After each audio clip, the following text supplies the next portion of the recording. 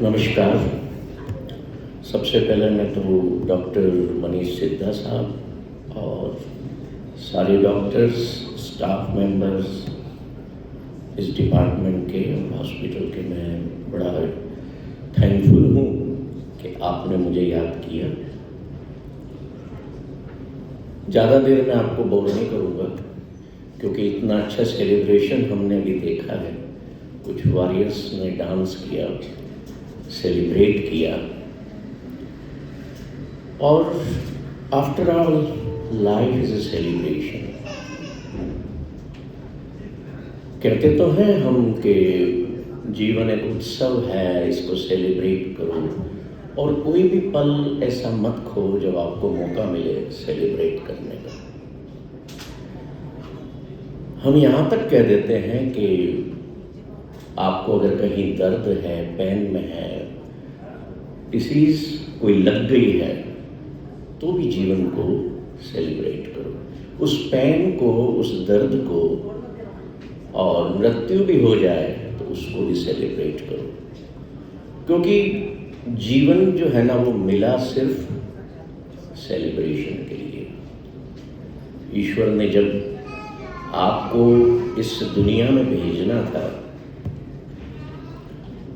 तो आपको बुला करके कहा कि आओ, तुम्हें मैं कुछ दिन छुट्टियों पर भेज रहा हूँ। I am sending you on vacations on a beautiful place known as earth. तुम जाओ और थोड़े दिन आनंद में रह करके आओ, ऐश करके आओ, मजे करके आओ। तो इस दुनिया में हम एंजॉय करने आए हैं, मजे करने आए हैं। ये एक ही ह्यूमन लाइफ का पर्पस है, क्योंकि हम मानते हैं ना कि ईश्वर आनंद स्वरूप है और हम उसके ही अंश हैं। तो जो हमारा बेसिक जो इंस्टिंक्ट है वो आनंद में रहना ही है। जो लोग पीछे बात कर रहे हैं, मैं रिक्वेस्ट करूँगा कि मैं ज़्यादा देर आपका नहीं लूँगा, थोड़ा सा सुन लीजिए। बोर तो होंगे आप, पर थोड़ा सा प्लीज। जो यहाँ पर वॉरियर्स बैठे हैं उनको मैं बधाई भी देता हूँ कि बहुत बड़ा युद्ध आपने लड़ा है। दुनिया में देखिए, जब बच्चा आता है, जन्म लेता है तो रोता है। कोई ऐसा है जिसको उनके माँ बाप ने कहा हो, आप में से कोई ऐसा है कि तुम पैदा हुए थे तो रोए नहीं थे? कोई है ऐसा आप में से? आप खड़ा कर दीजिए अगर न रोए हो तो। क्यों रोए थे आप? माँ के गर्भ में तो बड़े आराम से थे, सब कुछ मिल रहा था, खाना पीना सब कुछ बढ़िया से बढ़िया माँ ग्रहण कर रही थी और आपको मिल रहा था। तो when you entered this world, you wept, you cried. अब साइंस कुछ भी कहती हो, मैं भी साइंस का स्टूडेंट रहा हूं, पर रोए इसलिए कि बाहर आते से ही आपको पता लग गया था कि I have entered in a suffering world. Buddha ने इसको सफरिंग वर्ल्ड कहा ना, गुरु नानक ने इसको बर्निंग वर्ल्ड कहा कि हम जलते हुए संसार में, हम दुखों के संसार में एंटर हुए हैं, इसलिए हम रो दिए। और फिर जीवन भर इंसान चाहे आंखों से न रोता हो, दुनियावी चीजों के लिए, पाने के लिए रोता रहता है। मुझे ये नहीं मिला, मेरे साथ वो नहीं हुआ।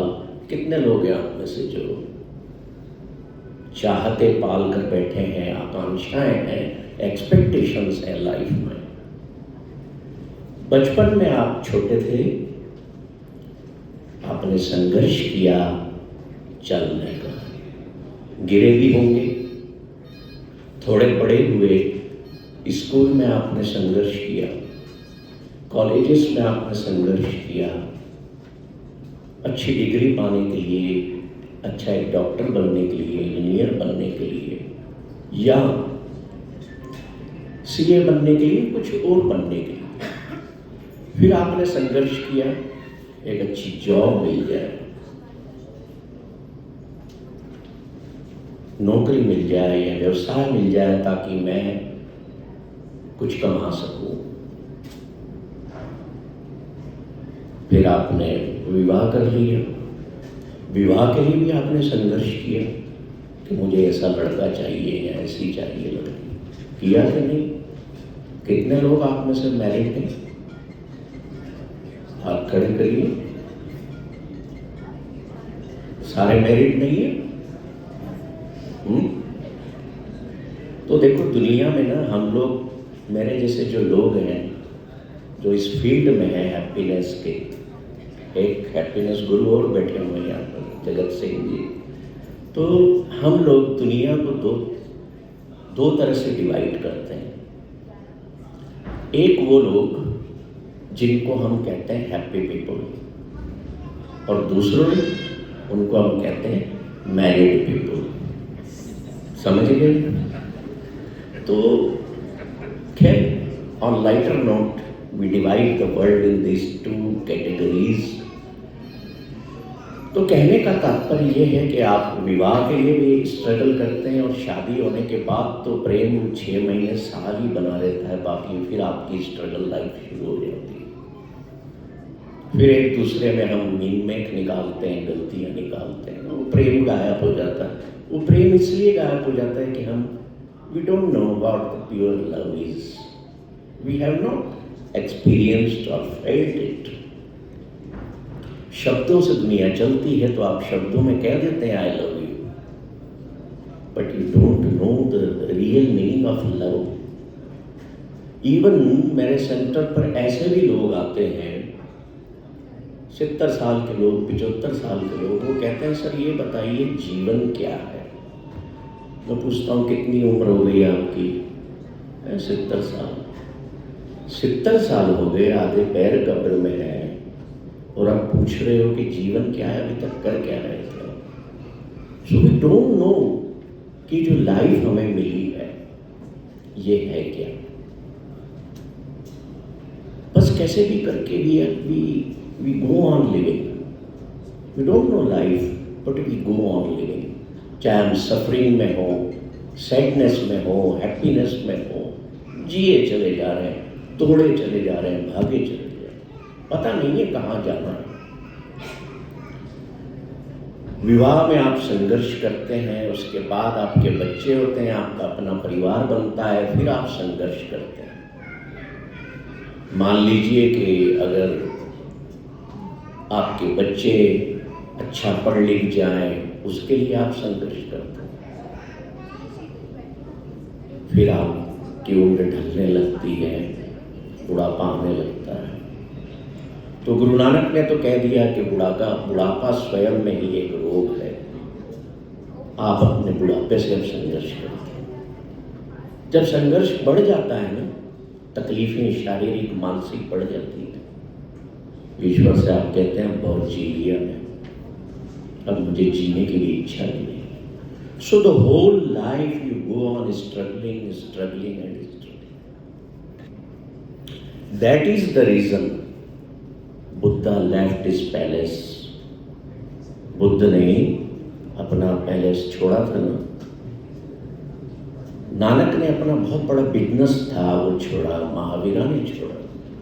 क्यों? क्योंकि उन्होंने देखा कि दुनिया में लोग जो हैं वो बहुत छोटी छोटी खुशी पाने के लिए भी जीवन में संघर्ष करते हैं। इसका सॉल्यूशन तो दुनिया को देना पड़ेगा। That's why they left. उन्होंने अपना जीवन एक फकीर की तरह जिया और दुनिया को हैप्पीनेस के सूत्र दे गए कि कैसे हम अपना जीवन खुशी में बिता सकते हैं, इररिस्पेक्टिव ऑफ द सफरिंग। अब यहाँ पर कई कैंसर के पेशेंट्स बैठे हैं जो ठीक हो चुके हैं। उन्होंने जो समय बिताया, आई कैन इमेजिन, मैं उस समय को समझता हूँ। वो जो दर्द में समय बिताया, जो भावनाओं में वो बहे, I know that. Because I also struggled in hospitals for 11 years. जब हम जीवन में ये नहीं जानते ना कि हम इस दुनिया में क्यों हैं, हमारा पर्पस क्या है दुनिया में आने का, तो हम बहुत स्ट्रगल करते हैं।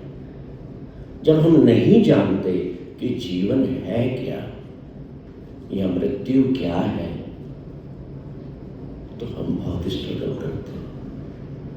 मेरे पास जो लोग आते हैं, मैं उनको पहले डेथ की एजुकेशन देता हूँ, जो लाइफ पर प्रोसेस करने आते हैं। एक बार जिसने मृत्यु को समझ लिया, डेथ को जान लिया, वो अपनी जिंदगी बहुत सुंदर तरीके से जॉयफुली जीता है। Because he knows I am not permanent in this world and no one is permanent in this world. अगर जीवन में दुख आया है तो घबराना क्यों, डील करना है with full peace of mind. जब सुख था तब तो आपने सेलिब्रेट किया, पर जब दुख आया तब क्यों रोए, क्यों दुखी, क्यों परेशान? लेट्स सेलिब्रेट कि ये भी ईश्वर का दिया हुआ है। अगर ईश्वर सुख देते हैं तो वो दुख भी देते हैं। जिनके परिवारों में ईश्वर का स्थान नहीं है, आपके परिवार में सब कुछ है, भाई बहन है, माता पिता है, you have all kind of facilities, पर अगर ईश्वर का परिवार में ऐसे मेंबर स्थान नहीं है, तो आप जीवन में हैप्पीनेस को नहीं पा सकते।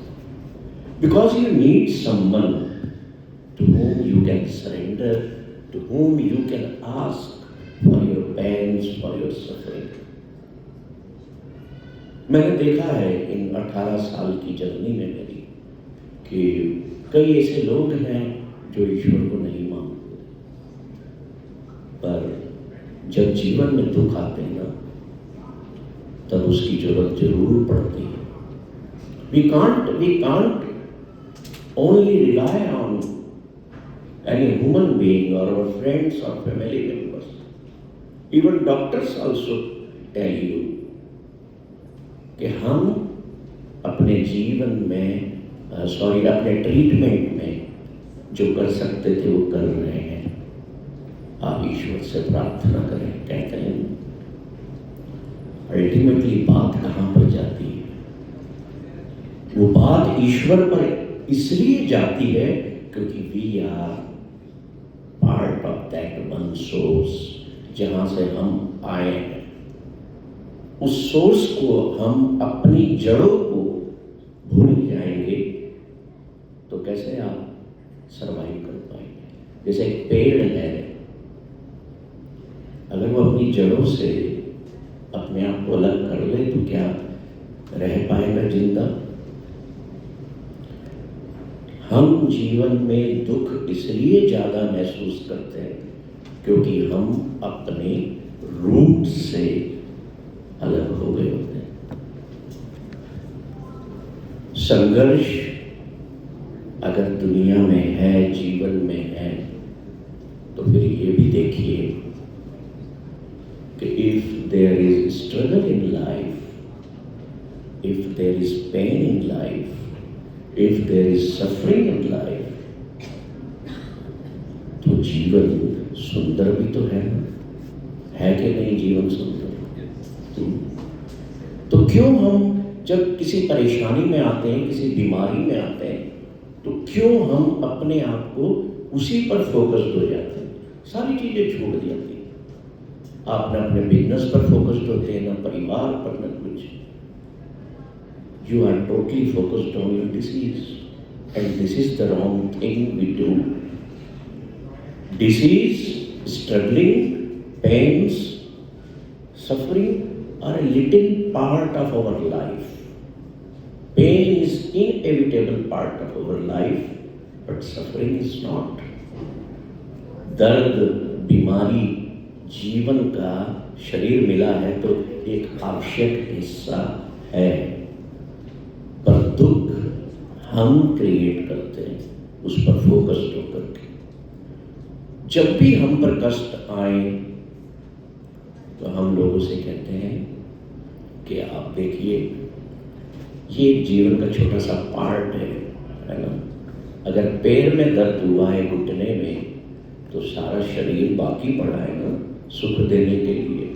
तो why you only focus on that घुटना। कहने का मतलब ये है कि हम अपनी जो ब्लेसिंग्स हैं उस पर फोकस्ड नहीं होते, और जो एक चीज हमें गलत लग गई हम उस पर फोकस होकर के what we have received from the eternity, what we have received from the nature, we forget all about that, और हम अपनी खुशियों पर ताले लगा देते हैं। मुझे एक बात याद आ रही है बोलते वक्त। When I was in Tata Memorial for treatment of my daughter, उसको बोन कैंसर हुआ था, तो 1.5-2 साल तक ट्रीटमेंट लिया, and then doctor told me कि now she is all right, you can go. और तवलीन उसका नाम था, तो इसको आप दुनिया घुमाओ। तो सबसे पहले मैं उसको दरबार साहब लेकर के गया, वहीं से सीधा मैंने कहा चलो पहले हम शुक्रिया अदा करेंगे ईश्वर को कि जिसने दुख तो दिया पर हमारे कष्टों को कम किया। We must be grateful for all the things in our life, for blessings as well as adversities and difficulties, क्योंकि सुख और दुख दोनों वो ईश्वर देता है। तो जो वो देता है हम उसका ग्रेटिट्यूड पे करें। आप में से कितने लोग हैं जिन्होंने इलाज लिया, इतना पैसा लगाया, आप जीत करके बाहर आए, है ना, आप ठीक हो गए, तो क्या उस ईश्वर को आपने ग्रेटिट्यूड पे किया कि ईश्वर तुमने मुझे इतने साधन दिए थे कि मैं कम से कम इतने बड़े हॉस्पिटल में इतना महंगा इलाज करवा करके निकल सका। Why don't you pay gratitude for your blessings? Gratitude सबसे बड़ा शस्त्र है जीवन में हैप्पीनेस को पाने का। I went to दरबार साहब, उसके बाद हम कई गुरुद्वारों में गए जहाँ पर हमने कहा था कि हम जाएंगे। एक गुरुद्वारे पर, छोटी सी बात है, एक गुरुद्वारे पर मैं मत्था टेकने के बाद सरोवर के आसपास परिक्रमा में वॉक कर रहा था, और मन में ये प्रश्न हर सफरिंग ह्यूमन बीइंग पर जरूर आता है कि भाई मैं ही क्यों, मुझे ही ये बीमारी क्यों लगी। क्योंकि I had some more painful situations in my life. Before Tavleen, my daughter, I lost my 2 loved ones, my son and wife. So, मेरे मन में एक प्रश्न था कि ईश्वर तुम इतने दुख क्यों देते हो, मैं कितना संघर्ष करूंगा इस जीवन में, क्यों हमारा जीवन इतना संघर्ष से भरा होता है। तुम जवाब नहीं दोगे, मुझे पता है। कभी कभी देखिए हम एक ऐसी अवस्था में पहुंचते हैं जिसे हम स्टेट ऑफ माइंड कहते हैं कि हम ईश्वर से प्रश्न करने लगते हैं। दुनिया से थोड़ा सा, दुनिया की जो सोचने की सतह है उससे ऊपर उठ करके हम ईश्वर से प्रश्न करते हैं, और वो प्रश्न सुना जाता है। हमें लगता है कि हमें ईश्वर जवाब नहीं देंगे, पर उस परिक्रमा के दौरान मुझे जवाब भी मिला। मैं उठ के चलने लगा, मैंने कहा तुम जवाब तो दोगे नहीं। मैं थोड़ी देर बाद देखता हूँ एक दीवार के कोने में चींटियों की लाइन जा रही है, देखी होगी आपने, देखी। मैं खड़ा हो गया, क्यों वो इतना तेजी से आ रही है, जा रही है, जो बारीक जगह होती है दीवारों के बीच में, उसमें से ये भी तो एक संघर्ष कर रही है, शायद अन्न को पाने का संघर्ष। मैं आगे बढ़ा, मैंने देखा एक चिड़िया बार बार उड़ के आती है, कुछ चोंच में लेती है, वापस चली जाती है। She was also struggling for a grain of अन्न। अपने बच्चों के लिए ले जाती होगी। एक चिड़िया आती है, तिनके निकाल के लाती है और वो एक सुंदर सा घोंसला बना रही है। She has only one tool, वो क्या है? उसकी चोंच। और कितना सुंदर घोंसला बना रही है। शायद ह्यूमन बीइंग नहीं बना सकता। You can not copy that natural. ये भी संघर्ष कर रही है। पानी में पड़ी हुई, सरोवर के पानी में पड़ी हुई एक मछली दिखाई देती है। आपने एक फिश को देखा होगा जो मुंह चलाती रहती है। She is struggling to get food. मैं आगे बढ़ा। बहुत तेज धूप थी, जून का महीना था। मैंने देखा एक पेड़ दिन भर से तपती धूप में खड़ा है। क्या पेड़ चल सकता है? That tree was struggling with hotness of the sun. शायद बादल से कह रहा हो कि यार थोड़ी देर मेरे ऊपर आकर रुक जाओ ना, कुछ छाया तो मिल जाए, पर नहीं। और आगे बढ़ा तो देखा कि कोने में दीवार फटी हुई है और उसमें छोटा सा पीपल का पौधा निकला है। देखा होगा। मैंने कहा ये कॉलम के अंदर मिट्टी कहाँ है? ये कहाँ से निकल आया? एंड दैट पीपल का पौधा was struggling for life, right? थोड़ा सा आगे बढ़ा तो एक गमले में फ्लावर्स लगे हुए थे। कौन से? रोज के। They were blooming among the thorns. Flowers की जो पेटल्स होती हैं उन पर कांटे चुभ रहे थे, अगर आप करीब जा करके देखेंगे। But that rose flower was not complaining for that pain. वो सहन कर रहा था, संघर्ष कर रहा था। और 2-3 दिन बाद वो फूल क्या होता है? मुरझा करके गिर जाता है। पर दुनिया को क्या दे के गया? मधुमक्खियों ने उसमें से रस निकाला, उसने खुशबू दी लोगों को और सुंदरता भी दी ना। आप किसी फूल को देखेंगे तो आपके चेहरे पर मुस्कुराहट आ जाएगी, आएगी कि नहीं? कितने लोग हैं उनमें से जो नेचर को इस तरह से वॉच करते हैं? तो every solution of our life problem, हर समस्या जो जीवन की है उसका उत्तर प्रकृति देती है और वो ही ईश्वर है। मैं थोड़ा सा आगे बढ़ा क्योंकि आपने देखा हो गुरुद्वारों में सरोवर बहुत बड़े होते हैं। तो वहाँ पर एक ज्ञानी जी आ गए, भाई साहब आ गए, बोले वीर जी आइए लंगर तैयार है। मैंने कहा चलो लंगर चलते हैं। जाके बैठ गया, मैंने देखो कुछ नहीं किया और थाली लगी, रोटी, पराठा, पूरी, चावल, खीर, मीठा प्रसाद, दाल, 2 तरह की सब्जी। I was looking at that plate. मैंने बगैर संघर्ष किए ये खाना आज पा लिया। और मेरे विचार में आया कि भारत में 80 मिलियन लोग रोज रात को भूखे सोते हैं। मैं कितना फॉर्चुनेट हूं कि without any struggle I got this beautiful and tasty food. जब पहली कोर मैंने मुंह में डाली, वापस रख दी प्लेट में और ईश्वर से को धन्यवाद दिया कि yes my dear beloved, I have got the answer. और वो आंसर क्या था? वो आंसर ये था कि ईश्वर मेरे से प्रश्न करते हैं कि अब बताओ तुम्हारे जीवन की स्ट्रगल इन बाकी पौधों, चींटियों, पशु पक्षियों, पेड़ पौधों से क्या बड़ी है? मैंने कहा नहीं, मेरी स्ट्रगल तो बहुत छोटी सी है। फिर क्यों शिकायत, फिर क्यों शिकवा?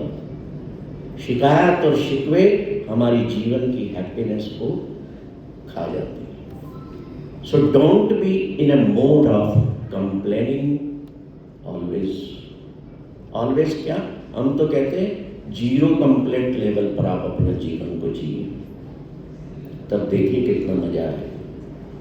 न किसी की निंदा करेंगे आप, न आपके अंदर ईगो प्रॉब्लम होगी, न प्राइड होगा। अगर ये चीजें नहीं है तो the greed will leave your mind. ईश्वर का दिया हुआ वो उत्तर कि क्या तेरी स्ट्रगल इन सबसे ज्यादा है? क्या तू दिन भर धूप में खड़ा हो सकता है?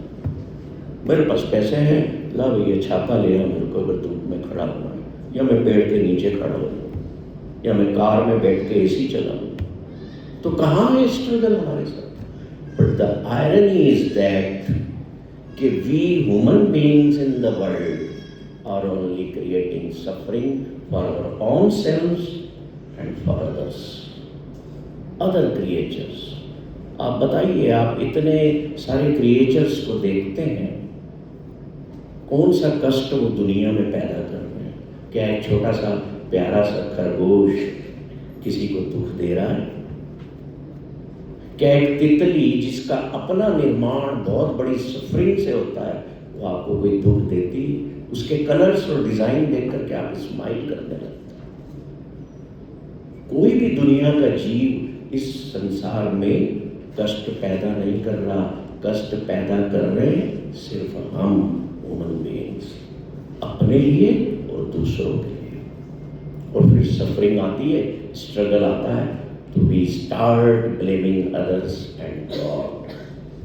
ब्लेमिंग भी इसलिए करते हैं क्योंकि एक सेल्फ प्रोटेक्शन का बहुत बड़ा मैकेनिज्म। तो जो मुझे समय दिया गया, मैं घड़ी तो पहनता नहीं हूँ क्योंकि I live my life beyond time and mind. मैं इन दोनों के चक्कर में नहीं पड़ता। मेरे पास माइंड है नहीं क्योंकि मैं पास्ट में और फ्यूचर में जीता नहीं हूँ। यहाँ हूँ, अभी हूँ, बस यही हूँ। इस वक्त न मैं अपने घर पर हूँ, न अपने ऑफिस में हूँ, न अपनी फैक्ट्री पर हूँ। I am here, just here among all of you.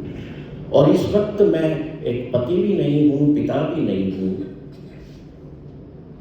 बेटा भी नहीं हूँ, तो क्या हूँ?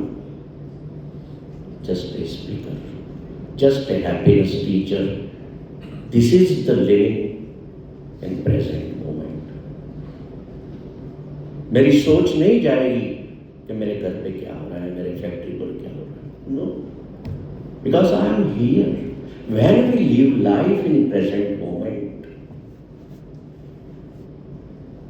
आपका पास्ट, अतीत कितना भी बुरा हो, वो आपको याद नहीं आएगा। और आपको फ्यूचर की चिंताएं आपको नहीं होंगी। आज जीना है, आज सुबह उठाऊं ना मैं। When I woke in the morning, I was a new Gurmit night. Yesterday night when I slept, जब मैं सोया तो मैं मर चुका था। I was dead. Today I was a new. क्यों ऐसा? क्योंकि ये प्रेजेंट मोमेंट में जीना है।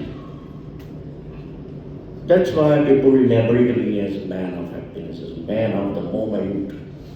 I don't like all these introductions and all because I am nobody. आपने कहीं लिखा हुआ देखा? कई हॉस्पिटल्स में भी लिखा है nobody is happy in the world. देखा है कहीं लिखा हुआ? क्या मतलब है इसका? इसका मतलब हम ये समझते हैं कि इस संसार में कोई भी खुश नहीं है। यही हुआ? नो। इसका मतलब है कि जो नोबडी है ना, वो ही खुश है। Nobody is happy in the world. जो शादीशुदा बैठे हैं वो अभी पति बन करके देखें या पत्नी बन करके देखें तो पति के बारे में सोचने बैठ जाएंगे। You are here but your thought process is in that relationship. जब पत्नी आपके सामने है भाई साहब, तब आप पति हैं, otherwise you are not a husband. आप अपनी आइडेंटिटी गलत लेकर के चल रहे हैं तो मैं क्या कर सकता हूं। आप मेरे सेंटर में आते हैं, मेरी पत्नी से बनती नहीं है तो तुम 24 घंटे पति क्यों बनते? B in the moment. उस रोल को, जिस रोल में आप सर्जन हैं, आप सर्जरी कर रहे हैं और उस वक्त आप पति बन गए तो उस बेचारे का क्या होगा? Thought process will change. So that's why we tell, be in the moment, play your role honestly. ये संसार है ना, सब नाटक हो रहे हैं सब जगह। कोई बीमार हो रहा है तो डॉक्टर लेके बैठे हुए चिमटे और वो सब, मुझे नहीं पता क्या बोलते हैं, इसलिए मैं ऐसे वर्ड्स बोल रहा हूँ। केचियाँ मीचियाँ लेके बैठ के काट रहे। पत्नी बाहर बैठी रो रही है, क्या होगा? रिलेटिव दुखी हैं, सड़कों पर बसें चल रही हैं, कोई आ रहा है और कोई जा रहा है, कोई मॉल में जा रहा है, कोई किधर से आ रहा है, कोई कहीं जा रहा है, कोई जाकर पिक्चर देख रहा है, कोई घर में लड़ रहा है। हो रहा है ना सब कुछ। कभी कहीं बैठ करके देखो कि दुनिया क्या हो रहा है। This is all is a play, life is a play, life is a game, everything is going on. भागे जा रहे हैं लोग पर पता नहीं है कहाँ जाना है। We don't know our destination. We have bank balances but still we are fighting for, struggling for more and more. So life is a celebration, pain is also celebration, death is also celebration, because pain, life and death all are natural things. और जब nature हमारा ईश्वर है तो फिर उसमें दुख कहाँ? दुख और सुख जैसी दुनिया में कोई चीज है ही नहीं। प्रेजेंट मोमेंट में जीना सीखिए, अपने रोल को प्ले करिए और क्या करिए? तीसरी चीज क्या बताई थी मैंने? ये दुनिया नाटक है तो आप भी नाटक करिए। घर में पति पत्नी का नाटक खेलो, बाहर डॉक्टर पेशेंट का नाटक खेलो और खुश रहो। हमारी कंट्री में देखो, हमारी कंट्री दुनिया को बहुत बड़ी शिक्षा देती है। अमेरिका में मेरे से किसी ने पूछा कि आपकी कंट्री में एक स्टेट है Karnataka, what is the meaning of Karnataka? मैंने कहा कर्नाटक, नाटक करो। हमारी जो स्पिरिचुअलिटी है दुनिया उसको सीखने के लिए तड़पती है। तो जीवन में नाटक करो, सबको खुश रखो, किसी को दुख मत दो। दुख न देने का मतलब क्या होता है पता है? अगर आप किसी को सुख नहीं दे रहे ना तो भी आप दुख दे रहे हैं। सुख दो, बांटो जो आपके पास है, और यही खुशियों का सोर्स है। I am again grateful to all of you कि बड़े ध्यान से आपने सुना और डॉक्टर सिद्धार्थ आपने मुझे बुलाया। Thank you so much.